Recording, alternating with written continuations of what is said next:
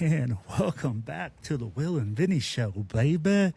Hey, man, we got a freaking special guest for you guys today, man. And Vinny brought in a haul, a boss hog, an MVP, Hell yeah. a man that has played all over Europe, Vinny. He did. Played in Italy, played in Sweden, played in Austria, played in the ELF. He's one of my closest friends that I met through football. I present Mozza. All right, let me see here. Let me bring him out of the back.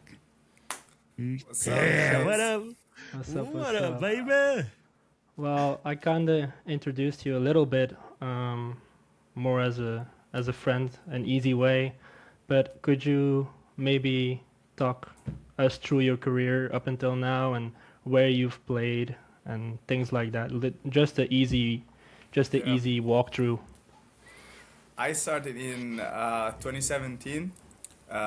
Starting playing football, I was a goalkeeper before, and so I started in the youth program. Then I started playing in my home team, Scorpions Varese. We were in Division 2.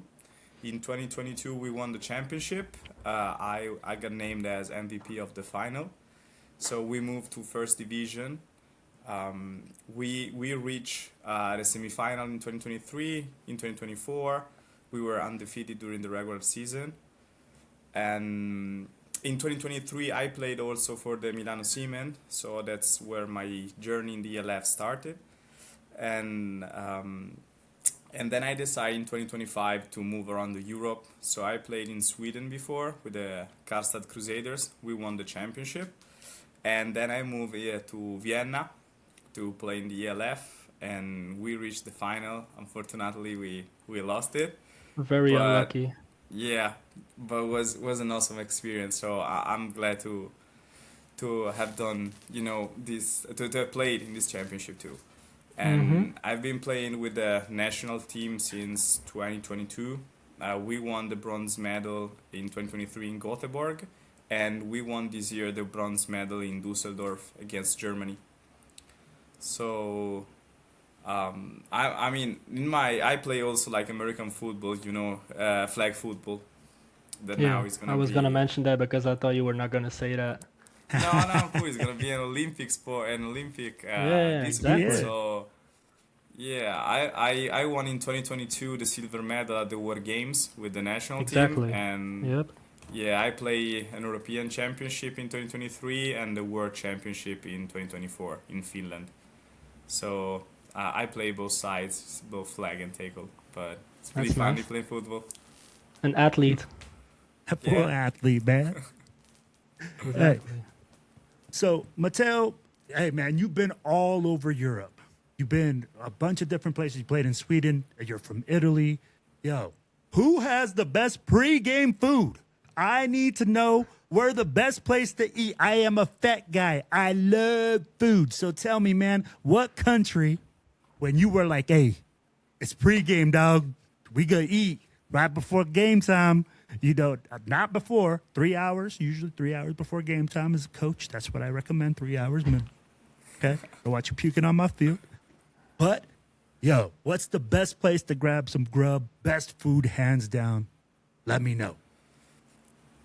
Well, I gotta be honest, like as Italian, like Italian food is the best one. Like I love to eat like pasta before the games. So even when Okay. I was like in Sweden and in Austria, I had like my plastic bag full of homemade pasta. So sent it from my parents, so straight from Italy. So I would recommend you some pasta before the game for sure. Okay, so if I'm in Italy, okay, where is the pasta place? I know not at your mama's house. Now, if your mama calls me and she says, hey, I got some, I'm coming, bro. I'm coming, hands down. But what's the spot, bro? If I'm going to Italy to get some pasta, what's the spot that I have to stop at? So I gotta be honest with you, if you stop at the restaurant in Italy to get some pasta, you're gonna get scammed because you need to cook it at your own place. You have to, or you gotta call a friend, a teammates, and be like, bro, I need some pasta before the game, and he's gonna cook for you, no problem. But if you go to a Exactly. restaurant, where you're gonna pay a lot and the quality might be, I mean, It's the not quality that is good. good, but It's not as it's way good. better. Exactly. It's way better if you cook it by yourself. Tradizionale.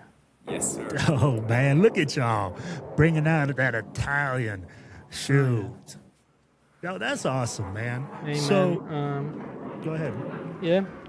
One of my other questions is a thing that I also think about a lot is what is something that you wish you would know or understand earlier in your career? So things that you thought that you should have, that could have helped you early on in your career that you now think about and you were like, maybe yeah. Yeah, I would say probably taking care of my body. I think it is one of the biggest secret to be like a good Mm-hmm. athlete. Learn how to lift, not like a bodybuilder, but properly as an Mm-hmm. athlete. Take Yep. care of your body. So stretching, mobility is a huge part, and so and plus understanding that with the correct technique, so you can improve your game as Mm-hmm. much as you can do lifting. So learning how to, for example, I don't know, like watching video in a proper Mm-hmm. way helps you to understand what your weakness is and how Yep. to um, taking care of it through the off season and through the season.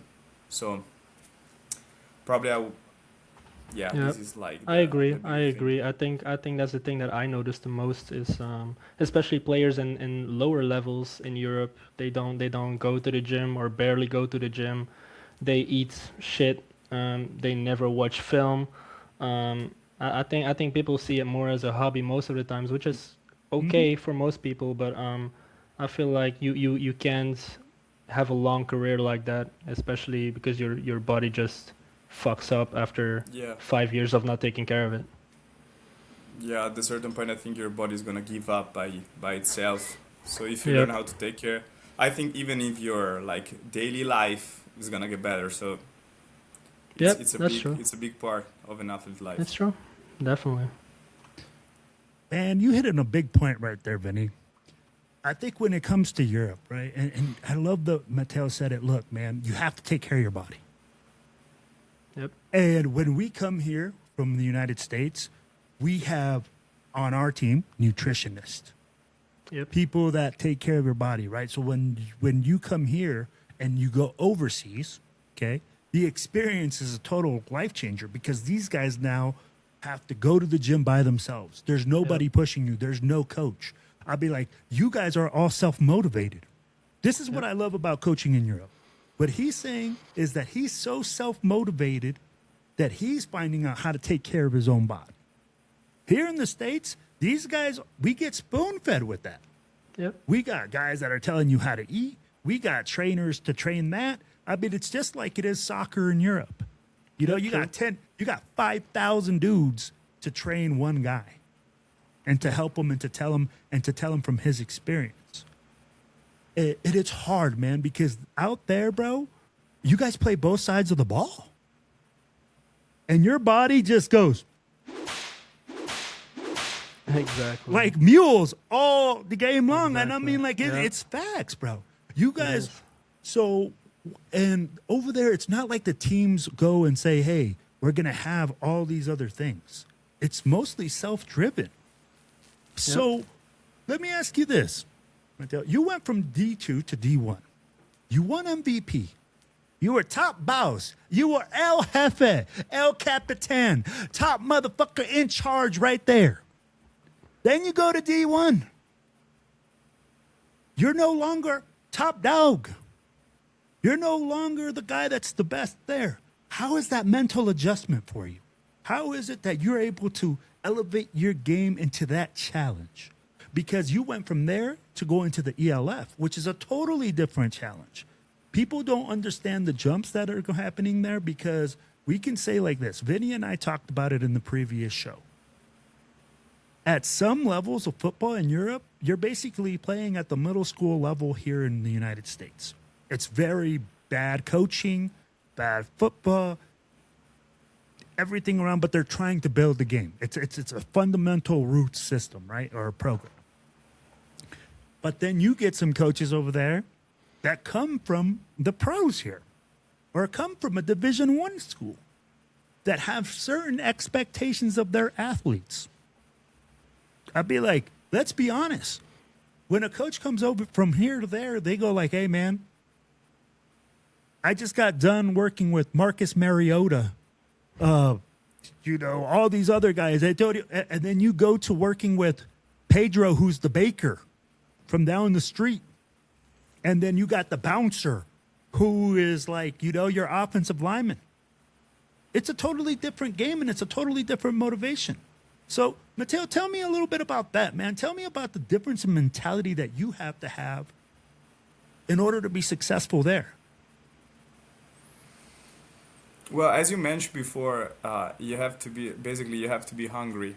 You have to once you understand that you're a good athlete, you have to start taking care, always like looking for the next step. So if you start playing football as like an amateur, so you just go there and you finish the work and you start playing, then you realize you're good. So you say, okay, what am I missing? Like, am I not big enough? So you start lifting. But you have to do it by yourself, and then you have to find the right way to lift, and then you're like, okay, am I getting bigger? What can I do next? I can like start looking at the tape, at the video, and see how I move, what I do, how can I improve it, and then you reach the next level. But the issue, I think, the biggest issue in Europe is that you have to do it in your own free time. So you have to save. Going out with your friends because you decide to lift at night. You decide to not look at Instagram, at Facebook, at TikTok because you decide to spend 1 hour looking at the video. Exactly. So it's about choices. It's about where you want to see yourself, and if you want to see yourself at the top of the mountain, you have just to lock in and keep doing it. And the good part is that every time you reach a new step, so D2 and D1. More the biggest dog, you need to earn, that spot. So you gotta work, you gotta look at the big dog and learn from them. And once you're there, you go to Europe. So you're no longer an homegrown, you're an import. So you have to set the tone in the team. And you have to understand how can you set the tone, like what you have to do to set the tone. And then you think, okay, I'm done. No, because there is the ELF. So you go there and you're the smallest puppy in the team. And you have to earn the respect. So you gotta work your ass off and you have to do it, by your... all your teammates. I think the good part in Europe is that it's not about business. It's more about like family because everybody is doing for passion. Yep. So everybody helps each other, but you still need to invest your free time in what you love. So... Yep. It's about commitment. But you gotta sacrifice. Yeah. And that's the thing that like you said, a lot of people don't wanna put that much time into it because you're not gonna get rich. You're not gonna become a huge famous star playing in Europe. But the thing is, if you're mentally ready for that and you wanna give up the time, then you can achieve big things and you can go and play in the ELF and be a good player.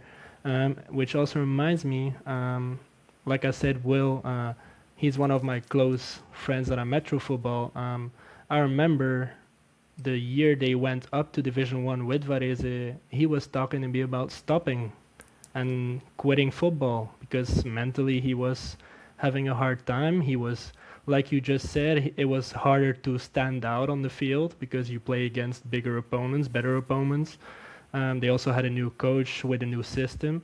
So he also had to adjust to that. So he went through a lot of mental heartaches, if you could say like that, to keep going. I remember we had long talks about this, and I'm very happy you didn't quit. I'm very proud of you. I've told you multiple times in DMs and when we talk, and like I said, I'm very proud of you, and I'm happy that you mentally broke through that barrier and kept going. Because look at you now. You played in the ELF and you're doing very good in your career. So. Yeah, that's true. Because everybody thinks that the physical part is the most difficult one. because you're tired, you don't have time, but Mm-hmm. mentally it takes a lot of effort to stick it with a plan. Like especially when you can't see the result. So you're Yep. investing a lot of your free time. As said, Vinny, you sacrifice part of your, social life, and you Mm-hmm. may not see the result that you expect on the field. So you be like, I might just quit. I might just doing something else, just go and fishing in the weekend. Exactly. Yep. True. But yeah, that's a big challenge that you're gonna face through the career. Definitely. Man. So when it comes to those mental challenges, right? When you're having those difficulties, when you're charging through things, usually big things happen. And big things happen for you, man. You broke through, you go to Sweden. You're like, hey, baby, I'm out. I'm going to go get me a passport, become an import, and become a leader on this team, right? Let me ask you this. When you go to Sweden, I think he played with Willem. Did you play Nah, with he Willem?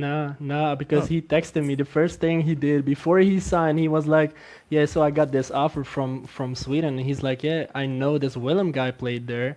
Like, and he's like, "Was he good?" I'm like, "Honestly, he's very good. He was a very good player, and he performed very well with them." So he was kind of stressing out to show off and be at least as good as Willem. But I think he did a very good job there because they won the championship and they were very happy with his hey, effort. But you right. tell us, Moza, what did Yeah, you tell think? us, man. Well, how was it? Well, Yeah, how was the food? How was the culture? I'd be like, you're going from Italy to Sweden. People don't understand, man.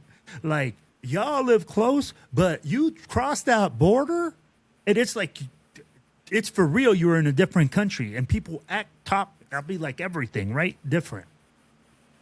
yeah, it's a whole different like scenario because you start from playing with your basically your friends. You grew up with them. You face, I don't know, the youth team, winning the second division, so you bond a lot, and then you're in a new team.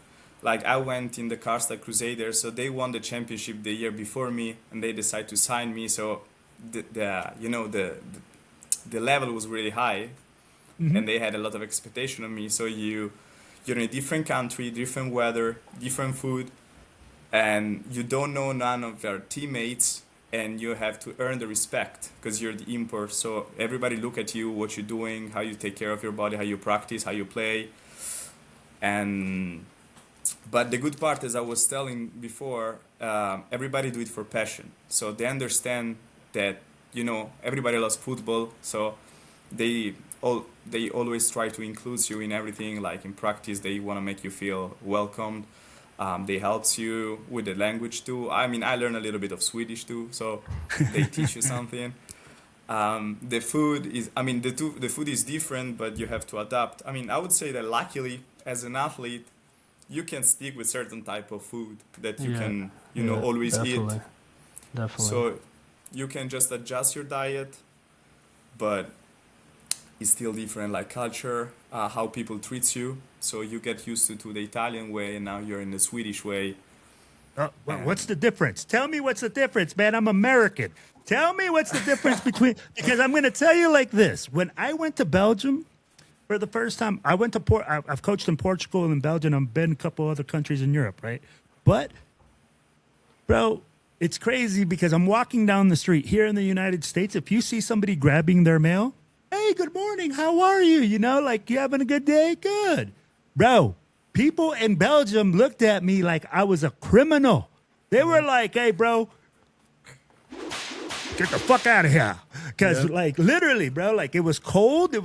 I was like, wait a minute. But then they started explaining to me that in their culture, you have to be like knit in, you have to kind of like pay your dues. And once they start to getting to know you, they warm up to you. So, but tell me, man, I mean, like, and I've heard that in Italy, my wife was in Italy, everybody wears a fucking suit. She was like, Will, if you go to Italy, you have to wear a suit everywhere. And I'm like, Will ain't wearing no fucking suit. He's a football coach. Sweats, like sweat top, sweat bottom. I'm like, we're maxed out right there, bro. That's how as dressed up as I get. So tell me, Matteo, hit me with the difference in as culture. as Italian, we love to dress up well. Like even in Sweden, I had my shirt, so I was like, classy. Yeah, exactly. Always. But as Italian, we pretty loud. we try to bond immediately with people. I don't know, like we finish the game, we open the prosecco and we start drinking it in the locker room because we're just happy to to share this moment. Yeah. And for example, then you move in Sweden, which is like I would say like a closer culture. You have to make know yourself, so they have to know you. Yeah. You have to earn like the right to party with them. I would say like this because Yeah. you Yeah. came from outside, so you expect that I don't know, maybe in Italy people calls you like I'm going out, you want to join us? So you hang out with with everybody. While, for example, in Sweden you have to to learn your I mean to know your teammates, Hmm. and maybe you start I don't know grab food after the game, after practice, and then maybe they invite you at their place to I don't know have dinner, and then you party with them. So I would say the process is a little bit slower Okay. Yep, it compared is. to People are Italy. colder, but when you get to know them, they're very, especially in Sweden because I played there too, and it was for me it was the same thing in the beginning. It was I was alone most of the time because I didn't know how to interact in the right way with the people there because everyone has their own culture and everyone has their own life also going on. Because especially as an import, you just come there and that's your life. But they all work, they all have families, so it's a thing that you definitely have to adjust on. And for me, like I said, for me in Sweden, especially in the beginning, that was very hard to adjust to. Yeah, I had the same problem because you had the whole day basically Yep. dedicated to Exactly. football, and they have Yep. family, girlfriend, they have their own Yep. job. So you be like, bro, do you wanna hang out? Maybe he's like, bro, I'm No. working. Like I finish 1 hour Exactly. before practice. Exactly. I had the Oh same my thing. gosh, you guys hit the nail on the head, man. When as an American coach, anytime we go to Europe, right, and this is where like the first time, bro, I got confused because they were like, "Oh, we only practice 2 times a week." Yeah. I said, "What? 3 times a week maximum Yep. for 2 hours?" I said, "And you want me to put a game plan in and coach these guys up and have them ready to play?" Well, did we do it like that every season, coach? Oh, shit, man. That's the first thing I said was, hey, I can't believe that, right? But that's the difference, right? That's the difference in the way that people operate. Now, this is where, as an import, right, you got, and but I think all three of us can attest to this. When you're an import and you come into a domestic league that a lot of the players are local, one, expectations from that team are through the roof. Insane. Like I said, right? I got 6 hours to fix a whole team, to put in a game plan, to have guys ready to tackle, ready to play football at a high level, supposedly. Okay? Because I'm going to put this in quotation marks because you can't do that in 6 hours, Nope. right? It's very difficult to put in all this stuff in 6 hours. Most athletes don't train enough on their own time to complete that task. So you say, hey, you get a target on your back. There's always somebody that says, oh, that guy's an import. Yep. Guys, I want to talk about the most challenging time that you had. I mean, in Sweden, both of you guys, since both of you guys played in Sweden, that you felt like you had that target on your back. Where that other team game planned for you, where they circled your ass, and bro, you were feeling it. I know with the wide receiver, my game plan when I want him to feel it is we're gonna hit him like a motherfucker. I'll be like, if you're coming over the middle, I'm having my linebackers patrol the middle like they're the police, and you just robbed the bank. They should not be climbing through the middle. We're trying to jack you up. And it'll be like, it's the fact. It's straight facts. So, guys, when that comes to effect, right, you get a guy across from you. Talk to me about the most challenging guy you guys had in Sweden that you guys faced. And talk to me about that game where you felt like, man, that target's on my back. Matteo, I'm going to start with you, brother. Okay. I would start with this quote. So I would say that comparison skill is the thief of joy, because my toughest part was going through the expectation of the year before. So they had a system that worked. They won the championship, and now I was in this new system with, I would say, different skills than the guy before me. So I had to basically adapt my play type to the one that the coach needed to have. Because as an import, first of all, you have to adapt. You're not the star anymore. You have to do what the team needs. And so it's like in my, from my experience, like I'm probably not the best blocker in the league, and I had to block a lot. For example, you know, RPOs and all of this stuff. Yeah. So I was struggling at blocking, and I was like, I'm the guy that have the ball in his hands, but in that offense, I was not that guy anymore. I was just blocking for my teammates. So through like the beginning of the season was really hard for me because I was not getting maybe the target that I was expecting. I was not doing my job like as I was expecting it because I was, I wanted to be the best receiver there. I was struggling. Yeah. And I gotta be honest, like I had really good coaching staff that put me in a position where I could make plays. Also, for example, through the special team. So I was the punt returner and kickoff returner.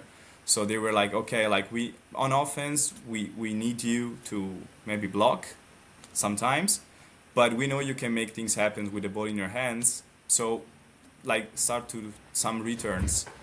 And, through the returns, you start to making some plays, and then you go on offense, so you feel confident. You be like, okay, I'm ready to play. Like I'm ready for the team. And, game after game, they adapt to you, so they understand what your skills are. And, through the season, I think actually my best game was the final. So it takes like 13 games to fix, to fix everything. And I think probably I received for almost 100 yards or more than 100 yards in the final. And it was my first game with more than 100 yards. So, it takes time, but it worked out really well. So that's the most important part. Yeah, definitely. Vinny, what about you, my brother? For me, I just remember we played against AIK, which is a team from Stockholm. And we played them back to back, so 2 weeks in a row. The first game we played at home, and we won. I think I also scored my first touchdown in Sweden against them. And then I started talking shit like I always do. I posted a picture on Instagram, and then if I'm not mistaken, I said something like, I thought they were the top dogs, but they need to remember that wolves are better than dogs. And I put that as a caption, and they even put it on their, like the league page even posted it. And then the next game I had to play on defense too. And the first drive that they come on offense, I fucked up and I misread my man, so they instantly score, and all the players just come to me and they start barking in my face. I'm like, what the fuck, bro? I'm like, what the fuck is this shit? So, but it was fun, but you definitely know that they know who you are, and they definitely all look at you, and they know who the players are that come from other countries. And I definitely kind of did it to myself, but you guys know me. I'm a board material. Yeah, I love shit talking. So it was all fun and games. I like having that. So for me, that was probably the game that I remember the most. That they actually were having a target on my back for at least that game. No, bro, I've seen it, man. I've seen where people get those targets, right? And it gets ugly. But yo, Matteo, you go to Sweden, you win the championship, you guys are freaking on top of the world. What happens the morning after? What like, does it still feel the same? Wake up in between or is it two all blonde girls? Yeah, or is it like all anticlimactic where you're just like, okay. I mean, I gotta be honest, like was a crazy experience because we won the championship on Saturday, and my flight was on Monday. So and the things in when you win the championship in Sweden, you stay up the whole night till like Mm-hmm. 8, 10. So basically, we went to the club. Well, I don't even know how much we drink was great. We had this big ass trophy. It was just was gigantic one. And we Yeah. went to the whole club with the trophy. And I think I went to sleep like at 12 of Sunday, basically. So when I woke 12 in up, the I had afternoon. like a couple of hours to pack my stuff because Yeah. Have to go. I think I had like at 5 a.m. my cab to bring me to the airport.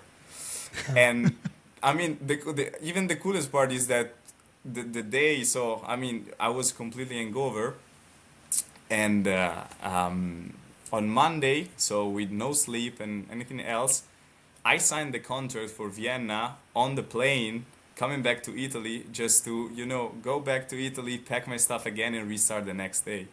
So like in probably 4 days, I won a championship. I I party, I touch Italy, and then I fly back to Vienna. Yeah, and So that's it was crazy. amazing. And that's crazy. And the perfect thing is now that leads into my next thing, man, that we were going to talk about. You make it to the ELF, L top league in the whole Europe, right? Like everybody was making a big deal out of it. It's the NFL of Europe. All right. Shh. The crowd goes wild. You finally make it. You crash through. You make it on the. Did you play for the Milano Seaman first? Is that where you started? Yeah, I With played the for the ELF? Milan Seamen. Okay. So you sign your contract. All right. You said it's 4 days after your championship. How does it feel? What's the feeling like? I mean, like, are you calling everybody and their mother to be like, I finally made it to the ELF? What's going on?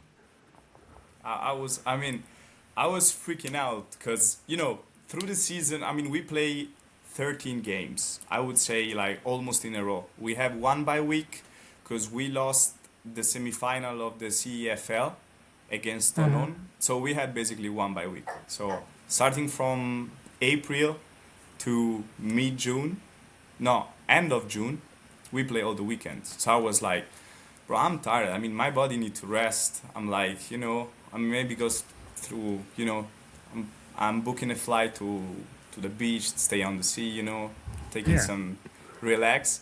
And then Vienna Vikings calling you and they're like, bro, we need a receiver. Do you want to sign for us? And I'm like, yeah, give me the paper. Like, give me the paper right now. So I called my parents and were like, yo guys, I'm coming back to Italy just probably for 1 day and then I'm packing my stuff and I'm going to Vienna to play for the ELF. And they were like, yeah, I mean, you gotta go. So Definitely. we totally support you. And I was like, I mean, I gotta be honest, like ELF is a top level in Europe. Like you can, there is nothing on top of the ELF. And I would say like Vienna is probably top ELF. So Yep, it is. I mean, in my opinion, it's the best, but because I'm biased. But I agree But though. Yeah. No. Hey, it's all right to be biased, bro. If that's your home team, that's your home team. What are you gonna do? so you win the championship in Sweden, and then you go into the best team in the ELF. I mean, how can you feel? Like, it was a dream. It was crazy, completely. All And right. then you almost win the championship with them. Yeah, I too. mean, Almost. I was That almost would have been going the like perfect back year. to back in Yeah, the same yeah. season. Would have So- been fun.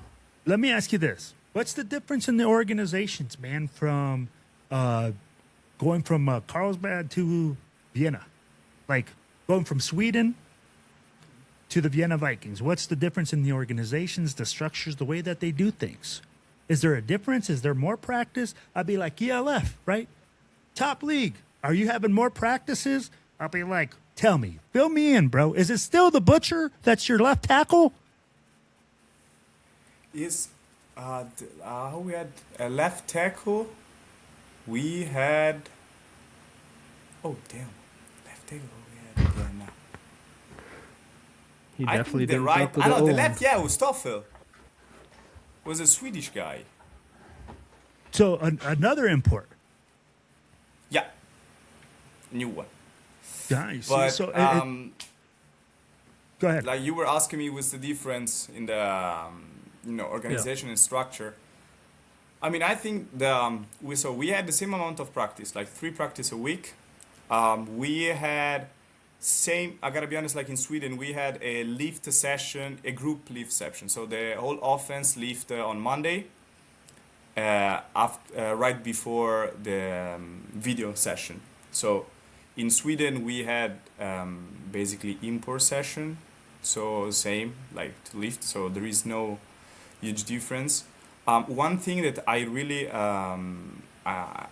point out is the way you coach the team. So I think in the ELF you got basically the entire roster that treat themselves like a pro. So they lift good, they stretch, they eat good, they practice, they sleep. So the difference, instead of teach them how to play, you have to manage them. So you have to put them in the position to perform as they can perform. Because I think everybody at the ELF is a star in their home team, and that's why they Yeah. move to the ELF. So it's really about the way you prepare them and you put them on the field. So you make them. It's different. Like even the way you watch film, it's like it's about details. It's about you can improve the step, you can attack the shoulder. We can even the way you play the playbook is different. Like it's more, I would say, sophisticated. So it's not anymore about changing concept. Like basically in Europe, you have some concept and you play them basically by 2x2 and trips and all of this stuff. Why the things that I loved in the ELF is the way you play the same concept from 1,000 different like motion and formation and shift, but it's always the Yeah. same thing. So it's really the details that makes the difference. And It's all the yeah, wrinkles that the I think coaches it's the add. same. It's all adding wrinkles, disguises. I mean, like, I love it, bro. That's like how we do it here. Hey, you add emotion. It might not be the same. Might be a different formation, but it's the same thing. You know, just different look, a little different wrinkle here, a little different motion. Put a jet motion in here, put a little fake in there, and it's the same thing. And I love that you're talking about that, because now you're talking in the ELF as in, guess what? It's all about the details. It's all about you studying. It's all about you knowing how to run your route, how to attack a guy. Hey, in this concept, this is what we're looking at. If we're in 3x1, and this guy, and they're in cover 3. If you're reading cover 3, this is what you're looking for.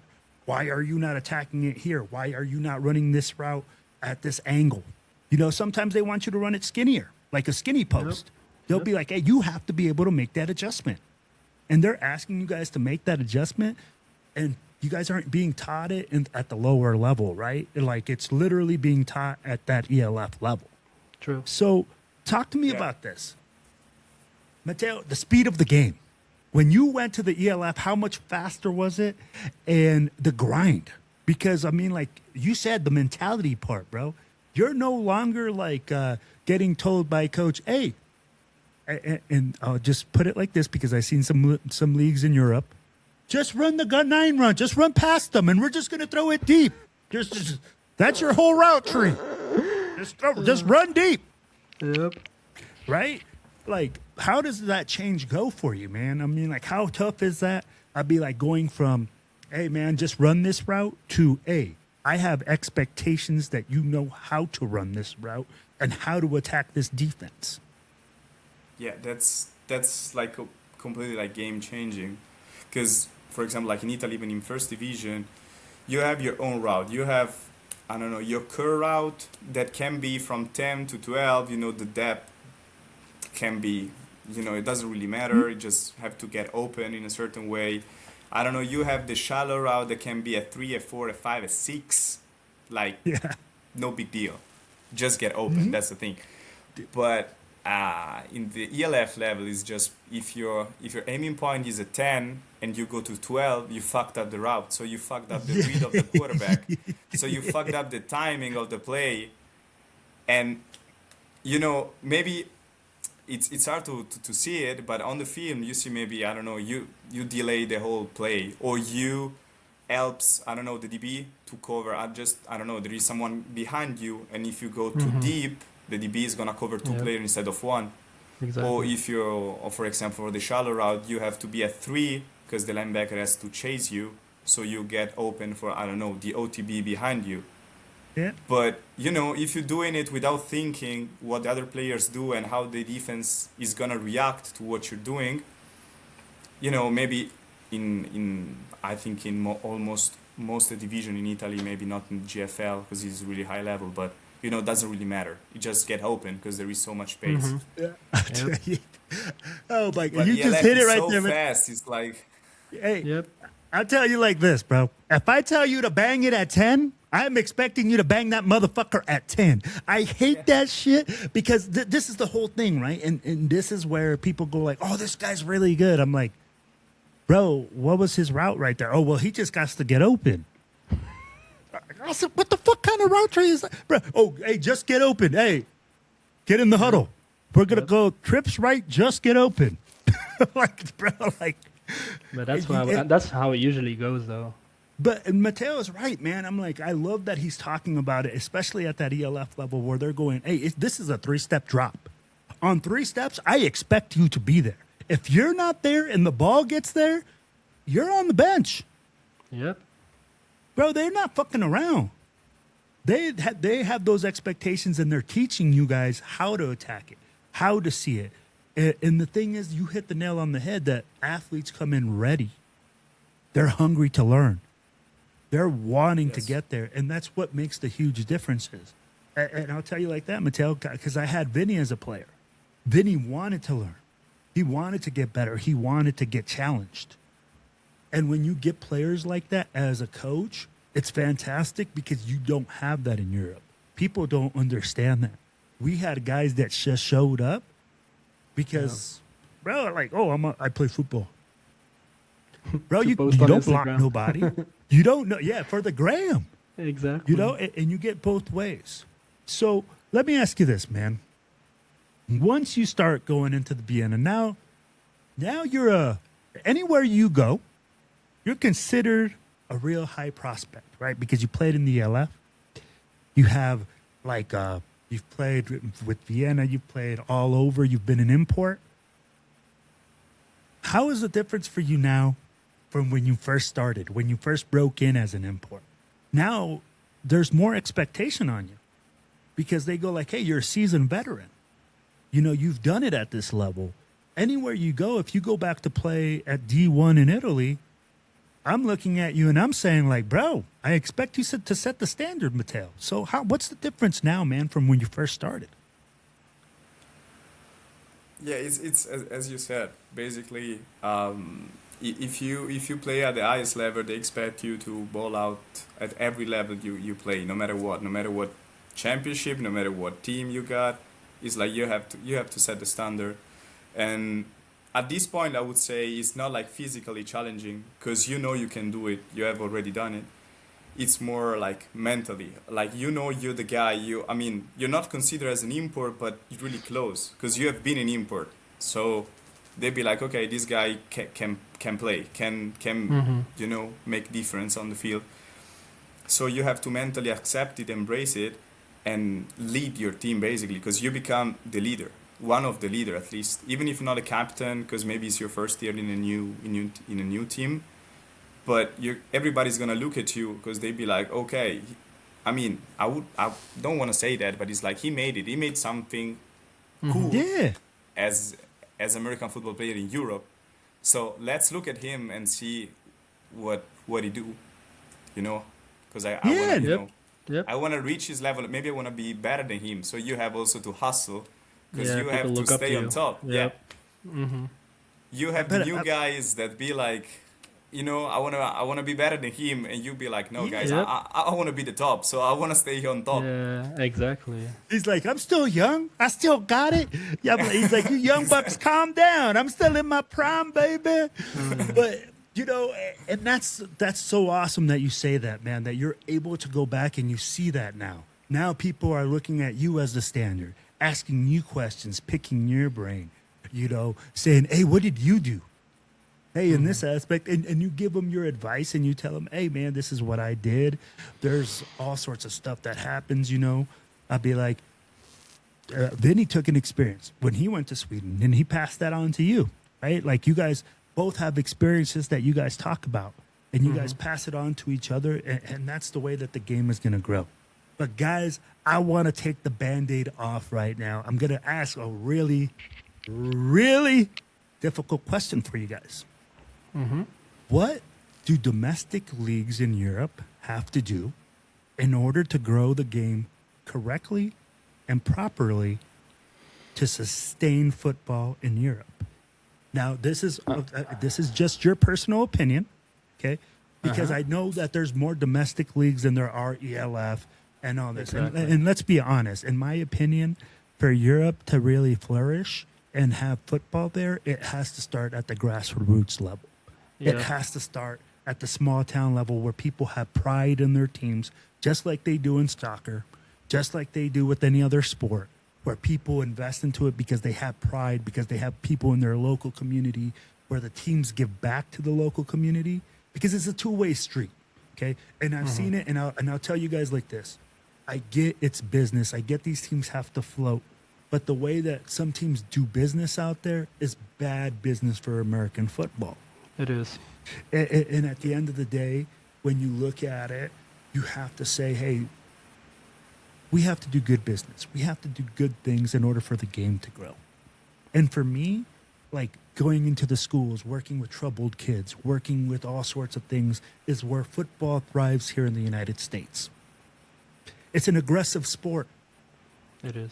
We don't want no pussies. Nope. It's straight up. I mean, like, hey, it's a man sport. It's a snobber locker. So what do you guys believe has to happen in the domestic leagues there, Matteo? I'll start with you since you're the guest. For that to happen. Yeah, I mean, I agree with you. I think we have to start from the young guy, and especially I think a big thing. So right now we got the ELF. So we got a future generation of players that they perform and they train themselves as a professional football player. So start with them and teach since they are young the importance of how to do stuff properly. It's not because back in the days, if you were big, basically, I mean, in Italy, like football in the 1980s was a big thing, but was just about getting big. The more you were big, the more you were like dominant. That's it. But now you have nutrition, lifting, stretching, video teaching Yep. session. You got all of this stuff, and if you start, if you transmit this to the young generation, they're gonna grow with this passion, and they're gonna elevate the games. But starting from U60 team, the U60 team is gonna be better than it was 10 years ago, and the U19 same, U21 same, first team. Like second division is gonna be better than it was before because people now know how to basically improve their game, Yep. and he's gonna improve the whole movement. I would say. I And- agree. Yeah. And I still, agree. and the fact that it's not like professional, so you can't really make money. It makes you play close to your family, so Yep. you're gonna get better with the home team, and each home team is gonna get better, and the whole championship is gonna get better. And then you might have agree. a future ELF. But if you reach the level of the domestic championship like this, the whole movement is gonna grow. Yeah, that's true. Except I don't agree with the first thing about the ELF, especially I think the ELF was a very good thing from the start.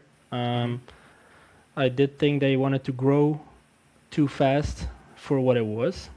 They took too many teams in that were not ready or didn't have the talent around them or had to share the homegrown talent with too many other teams in the same area. I think if they would have done it in a better way, it would have been very good for European football. At the moment, I am not so sure because of the 2-3 leagues we have now that it's split up into.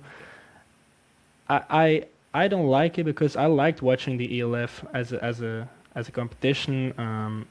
So I think it's a step backwards for European football at the moment. I hope in the future that they figure it out and they come to a conclusion and get the league back to some kind of cohesion.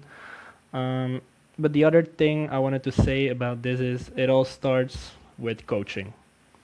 And I think if we can get the types of coaches that these ELF teams are getting at the moment, because there's some talent at coaching at the moment in Europe that is coaching in the ELF. I think if there would be things like clinics or camps for people, European coaches to go to, and that they can learn from those guys, I think that will help a lot already. Um, I'm not gonna go too deep into it because I do have a lot of theories about this, and I think that would be a very good subject for another podcast that we're gonna do. Yeah. I've already been fantasizing about a lot of these things, because it's a thing that I would love to see happen in real life. I don't know if it's that realistic. We'll see, but we're definitely gonna talk about that one on another podcast. So I'm going to tell you guys like this. For me, it's a combination of both things that you guys said. We really need to get the guys that have played at a really high level to give back to these local teams where they grew up playing, where they can come back and give that experience to these local guys and say, hey, man, this is what I did. This is how you do it. This is the way that you act. If you want to make it in this game, if you want to go play in other places, this is how we do it. Two, we need to get coaches that are worth their salt, that are there to grow players, not to just make money. If you give them the ability to live there, to have a home, to have their families, maybe retired coaches, older coaches that are coaching here in high school, in college, stuff like that, to go coach these local league teams instead of investing in getting Division I players that are there for, 3 minutes. I'd be like, I love that they go there for six weeks. 13 weeks or what, 12 weeks, 90 days, Yeah, something like that. and then they leave though. They don't they can't stay, right? So what you're looking at is you need somebody to be there long term, to invest into these small communities and grow the game. Because guess what? If I stay as a coach locally in your community and I've coached your kids, they know me, people trust me. People see us doing things as a team. They know that you are the representative for that team. More people are going to invest into you. The thing is, we get all these flash in the pan coaches.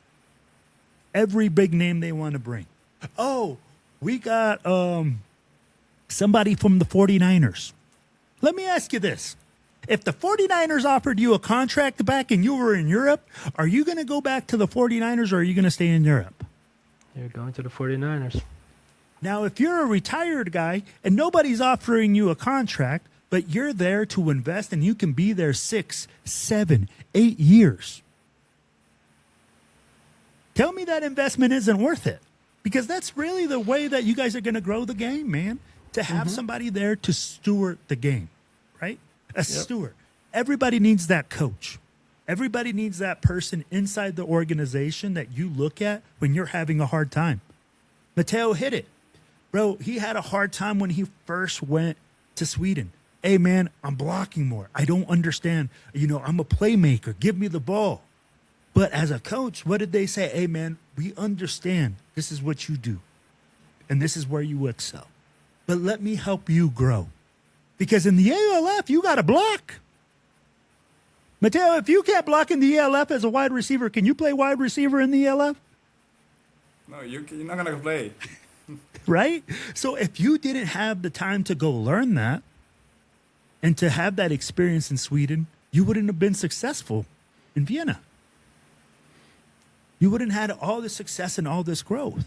So, it's really a beautiful thing that this game shows you, man. Like, through hard times, you grow a lot and you develop.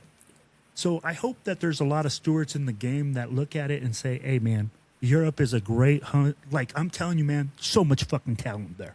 There's so much talent. So many kids out there that I'm like, holy cow, bro. Like, you could play. Like, you could come to the States and compete with some of these kids. Yep. But the thing is, we keep looking at it as, oh, we have to bring in talent from the United States to come here. No. You just have to develop the talent you have and grow it. All starts with the coaching. Yeah. Yep. That's true. I mean, we've been lucky I think this is a huge example. Like Varese, so he started as a low team in the second division, and we came up being top 4 in the first division in a span of, I would say, 7-8 years. And I think we had two coaches. So we keep the same coach for 3 4 years, and he was an high school coach. So he teach us the fundamentals, and after that we had we had a new one, which was a D1 coach. He won Yeah. with the Pete Carroll at USC the national championship. So we had as a step in the coaching staff, and he helps us to win the second division and to establish us in the first division. So once we had the fundamentals, we learned the skill to be better, and having continuity in the coaching staff, in the people that you look at you ask advice to, it changed the culture, changed Yep. the players, and changed the team basically. Exactly. 100%. Yeah. 100%. Well, guys, we're getting close here to the end of our hour. Matteo, hey, I'm going to let you take the floor, bro. Hey, you got anything for any young bucks trying to go play in Europe? Anybody from the United States? Any or anything like that? Give them your thoughts. You got the floor, my brother. If I have to say something to the young kids that are growing up, is just, I would say, just believe in whatever you've been doing. Just put all the effort that you have, and you're gonna see the result. No matter what, like even if it's sport, hobbies, or even at school, if you put 100% of your effort and yourself, you're gonna get successful no matter what. And I don't know if that's it. And if you believe in yourself, if you don't have limits. Literally, we got players that starting in Europe and now are in the NFL, in the CFL, in the USFL. So it's Yep. not like we lack of talent. We have talent. It's just Yeah, we do. trust the process, and you're gonna be there in a couple of years. But trust yourself first. True. I love it. Vinny, you got anything? I think he summed it up perfectly. I think it's all people need to trust that they can actually achieve something out of Europe. I think there's a lot of pathways these days for young players in Europe to go through to get to the college level, to even go to high school. I've known players that went to high school for their last year of high school and then got D1 offers. So I think there's a lot more opportunities than, let's say, 10, 15 years ago. Like Matteo said, we have European players playing all levels in the world right now. So I think there's the sky's the limit, and I think people need to keep working hard, get smarter in football in general, and try and find the best coaching. I would definitely say that young players, as loyal as you want to be, if you want to achieve something in football, sometimes you have to put the loyalty a little bit on the side just to get better coaching somewhere else, because it's gonna make a big difference later on in your career. Man, so deep. Hit me right here. Hey, Matteo, what are your socials, man, so people can follow you on your socials? I'll be like, follow your career. Let's support our boy. What's your socials? Well, my Instagram is Derial Mozza, like the real one, and Mozza with the M, like basically like mozzarella without the last part. So it's pretty easy. All right, man. like mozzarella. Yo, guys, it's a wrap for the Vinny and Will Show episode 2. Thank you to Matteo all the way from Italy, man, representing hard. you, guys. You know what it is, man. We are going to support him. We're going to watch him. We're Hell going to yeah. follow him through, and Hell we'll yeah. follow him. And, hey, we'll be back with him hopefully sooner than later. Definitely, Or later, right, definitely. Vinny? We'll Yeah. definitely have him back on the show. I know for a fact. Love that. Love to hear that. Thank you, guys. It was an Thank amazing you. experience. Thank you for your time. So hope to if you need me for another time, yeah, I'll be here. Definitely. Yes, sir. We can't wait to have you back, brother. I'll be like, hey, this is what we do, man. We promote football in Europe, guys. We bring you guys that are playing the game, guys that have played, and bringing you guys everything real. Matteo is real. He's giving it to you guys raw. If you guys need him, hit him up on his socials, man. And, hey, we're always here for you guys. Until next time, salute, baby. Bye.